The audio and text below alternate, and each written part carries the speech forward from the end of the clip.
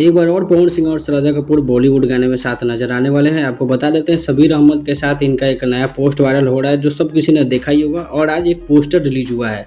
पवन सिंह का गाना गाते हुए स्टूडियो में डबिंग करते हुए भी एक वीडियो सामने आया है और गाने का डेट्स भी आ गया कि गाना कब रिलीज होने वाला है। आपको बता दें शब्बीर अहमद कौन है, तो ये कुछ बॉलीवुड के गाने हैं, बद्री की दुल्हनिया या फिर बॉलीवुड के नोरा फतेही और भी बहुत सारे सिंगर हैं, एक्टर हैं, उनके गाने जैसे दिलबर दिलबर और भी गाने जो काफ़ी सुपरहिट गाने शब्बीर अहमद ने दिए हैं। और कुछ दिनों पहले बॉस्को सीजर के साथ पवन सिंह की मुलाकात हुई थी, जो बॉलीवुड के बहुत बड़े डांस कोरियोग्राफर हैं। इनके मतलब बड़े बड़े एक्टर्स को ये डांस सिखाते हैं और गाने कोरियोग्राफ करते हैं। जब पोस्टर आया था, फोटो आया था, तो उसके बाद जो है संजय दत्त की नई फिल्म जो भूतनी थी उसमें कोई गाने का ऐसा लग रहा था कि उसमें ही गाना आने वाला है, लेकिन गाना उसमें आया नहीं।